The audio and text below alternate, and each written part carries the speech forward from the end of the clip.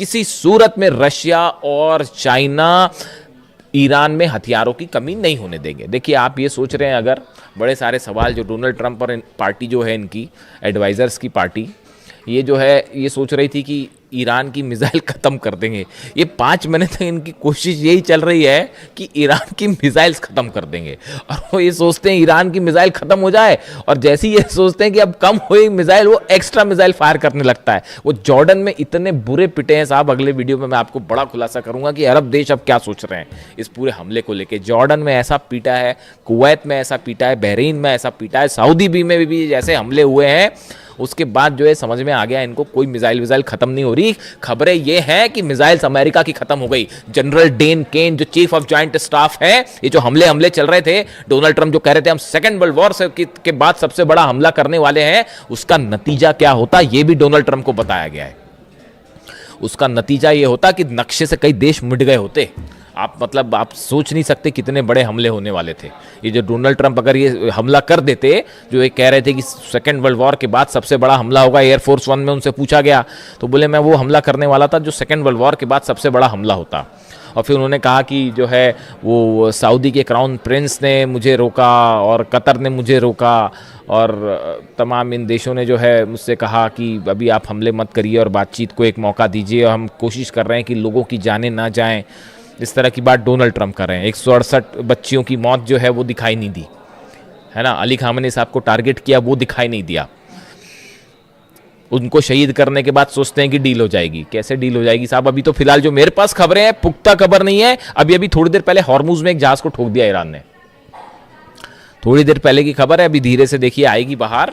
धमाकों की खबर आ गई है, तो अब वहां पे कोई दिवाली का बम तो फूटा नहीं होगा, है ना। हॉर्मुज में कोई पटाखे तो चले नहीं होंगे, तो वो धमाके की खबर आई है, तो वो जहाज के करीब धमाके की खबर आई है, वो हलचल है वहां पे, देखते हैं क्या होता है। तो मेरे ख्याल से तो एक जहाज और ठोक दिया है ईरान ने, ये लो। तो अब हालात ये है, देखिए मामला ये है कि ये चाइना और रशिया किसी भी सूरत में ईरान के मिसाइल पावर के लिए जो मटेरियल सप्लाई है, टेक्निक ईरान के पास है। लॉन्ग रेंज मिसाइल्स बनाने में जो है वो ईरान बैलिस्टिक मिसाइल्स बनाने में, अपने टारगेट अचीव करने में कोई मुकाबला नहीं है। ना फतह का, ना खुर्रमशहर का, ना सेजिल का, कोई मुकाबला ही नहीं है। खैबर और खैबर शिकन दोनों वर्जन्स जो है मिसाइल के, वो ऐसे हैं कि वो रिसर्च चल रही है कि भैया कैसे क्या इन्होंने क्या ही कर दिया।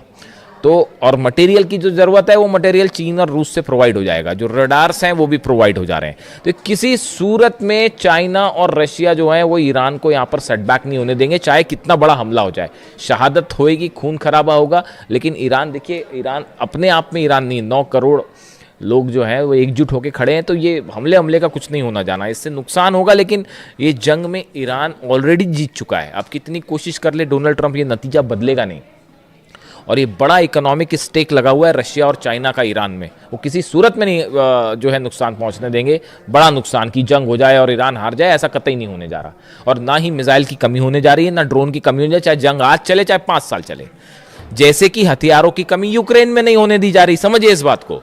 ये बड़ी फैक्चुअल चीजें हैं, मैं आपको बड़ी साइंटिफिक बात बता रहा हूं। यूक्रेन के पास क्या इतने हथियार थे? नहीं। पिछले 5 साल से जंग चल रही है ना, अमेरिका भी हथियार दे रहा है, यूरोप भी हथियार दे रहा है, उनके जम पे लंग हो रही है। जेलेंस्की तो मोहरा है, सिर्फ एक शतरंज का जरा सा पिद्दा सा मोहरा है, और कुछ नहीं है। वो ईरान से भिड़ने चढ़े थे, और ईरान ऐसी मार मारता कि याद आ जाती फिर नानी। तो हकीकत ये है कि वो जो है, जैसे वो हथियारों की कमी नहीं होने दे रहे, वैसे ना रूस होने देगा, ना चीन ईरान में हथियारों की कमी होने देगा। तो वो दांव फेल हो गया डोनाल्ड ट्रंप का। ये शय और मात का खेल चल रहा है शतरंज पे, और उसमें भारी पड़ जा रहा है ईरान।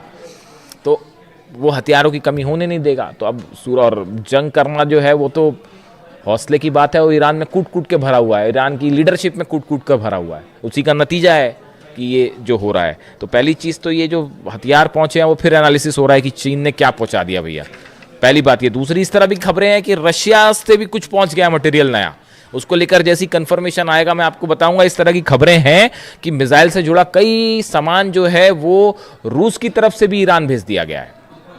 ऐसी भी खबरें हैं, 1-2 दिन में देखिए आपको सुनने में मिल जाएगा ये मामला। इसके अलावा हॉर्मुज में जहाज़ की खबर मैंने आपको बताई। इसके अलावा देखिए बड़ी खबर एक ये भी है कि इजराइल ने बताया जा रहा है कि नेतन्याहू और डोनाल्ड ट्रंप के बीच फिर से बात हुई है, और ये जो पहले स्ट्राइक का प्लान था, जो नेतन्याहू अमेरिका गए, सब कुछ मामला सेट करके आए थे, पीट हेग्सेथ को समझा के आए थे कैसे हमले करना है और कैसे तबाही मचाना है, सब कुछ मामला जो है वो सेट हो गया था।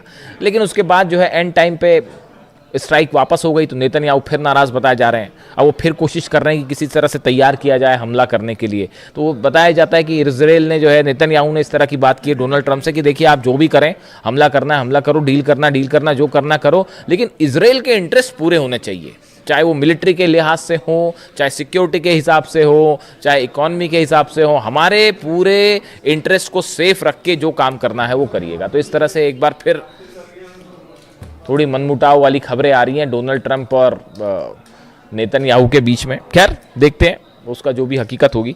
अभी फिलहाल इस खबर से सनसनी है और ब्रिटेन की इकॉनमी को बड़ा नुकसान हो रहा है, वो बाबल मंदेब और हॉर्मुज बंद होने के चलते। वह उसमें चलिए इकोनॉमिक एस्पेक्ट है, मैं उस पर अलग से आऊँगा, लेकिन फिलहाल इस खबर ने पेंटागन और न्यूयॉर्क में, खासतौर पर न्यूयॉर्क में जो एक्सपर्ट्स की कई थिंक टैंक्स होते हैं जो न्यूयॉर्क से ऑपरेट होते हैं और कुछ वॉशिंगटन में, सब में सनसनी फैला रखी। जो भी अपडेट होगा आप तक पहुंचाऊंगा। वीडियो कैसा लगा कमेंट करके ज़रूर बताएं। Thank you so much.